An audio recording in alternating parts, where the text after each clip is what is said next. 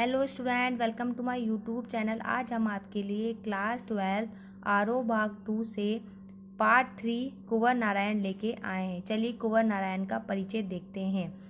कुंवर नारायण का जन्म 19 सितंबर सन 1927 में उत्तर प्रदेश। कविता है, कविता के बहाने उसमें कवि ने हमें क्या बताया है वो हम पहले देख लेते हैं। इस कविता के अंदर कविता की क्या शक्ति है उस पर प्रकाश डाला है। कवि का कहना है कि कविता में चिड़िया की उड़ान के बारे में बताया गया है, फूलों की मुस्कान के बारे में बताया है और बच्चों की खेलने के बारे में बताया गया है। चलिए इस कविता को आगे देखते हैं। कविता एक उड़ान है चिड़िया के बहाने, कविता की उड़ान भला चिड़िया क्या जाने, बाहर भीतर इस घर उस घर, कविता के पंख लगा उड़ने के माने, चिड़िया क्या जाने। आइए देखते हैं इस काव्यांश में कवि हमें क्या बताते हैं। पहले हम इसका प्रसंग देखेंगे। प्रस्तुत पद हमारी पाठ्य पुस्तक आरोह भाग 2 से लिया गया है। इसके रचिताकार कुंवर नारायण जी है। इस काव्यांश में कि जो कवि है, कवि ने कविता की तुलना चिड़िया और फूलों से की है। चलिए इसकी व्याख्या देखते हैं। कवि बताते हैं कि जो कविता है वो भी चिड़िया की तरह उड़ान भरती है।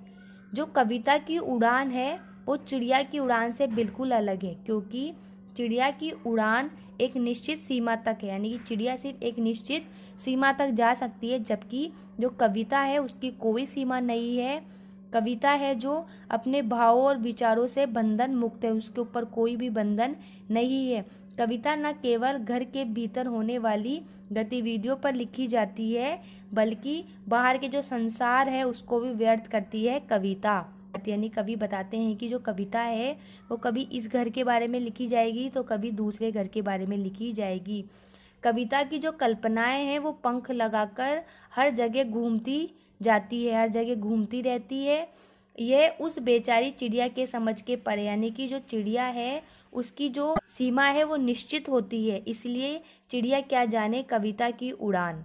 प्रकृति की एक सीमा है, यानी कि प्रकृति की एक सीमा है, चिड़िया उस प्रकृति की सीमा तक ही उड़ सकती है, किंतु जो कविता का क्षेत्र है वो अनंत है, बहुत दूर तक फैला है, उसका कोई अंत नहीं है। कविता एक खिलना है फूलों के बहाने, कविता का खिलना भला फूल क्या जाने, बाहर भीतर इस घर उस घर, बिना मुरझाए महकने के माने, फूल क्या जाने। आइए देखते हैं कवि इस काव्यांश में हमें क्या बताते हैं।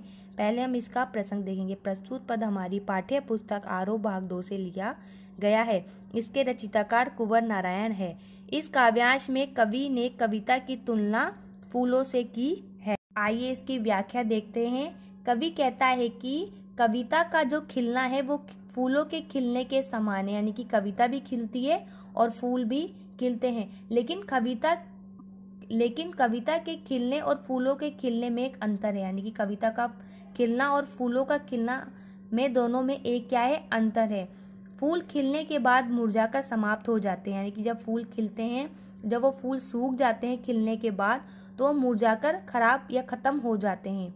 और फूलों की एक निश्चित अवधि होती है, यानी कि फूल कुछ दिनों तक ही जीवित रह सकते हैं, उसके बाद उसकी जीवित अवधि जो उनकी अवधि है वो खत्म हो जाती है।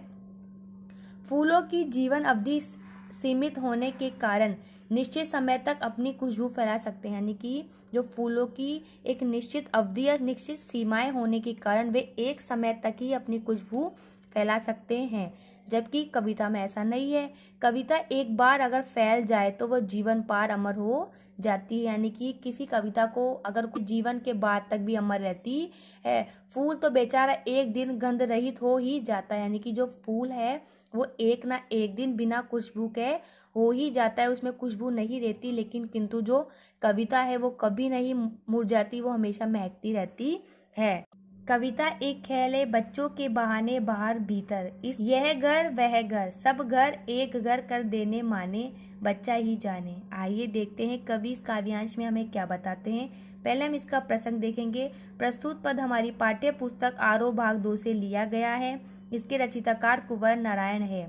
चलिए देखते हैं। इस काव्यांश में कवि ने कविता की तुलना बच्चों के कीड़ा से की है, यानी कि जो बच्चों के से की है, तथा कविता का सुंदर वर्णन किया गया है इस काव्यांश के अंदर। चलिए इसकी व्याख्या देखते हैं। कवि कहता है कि जिस प्रकार बच्चे मनोरंजन के लिए कीड़ा खेलते हैं, यानी कि जो बच्चे हैं अपनी खुशी के लिए, अपने मनोरंजन के लिए खेलते हैं, खेलों के पीछे उनका कोई भी उद्देश्य नहीं होता। कविता की रचना भी कवि की एक कीड़ा, यानी जो कवि है जो अपनी कविता की रचना करते हैं वो भी एक कीड़ा है, उनके लिए खेल लीला है।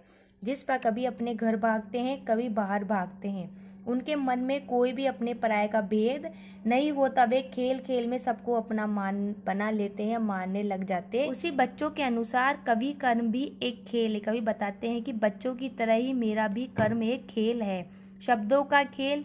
यानी क्या है वो? शब्दों का खेल है। भावनाएं व्यक्त करते हैं, बताते हैं कि कौन अपना है कौन पराया। चलिए इसका विशेष देखते हैं। ये विशेष आप हर काव्यांश में लिख सकते हैं। फर्स्ट, कविता की भाषा सरल साहित्य खड़ी बोली है। सेकंड, प्रश्न शैली का प्रयोग करने से कविता रोचक हो गई है। थर्ड, कविता में अलंकारों का काफी सुंदर प्रयोग किया गया है। फोर्थ, कवि की भाषा लयात्मक, काव्यात्मक तथा भावानुरूप है। Thank you watching my video.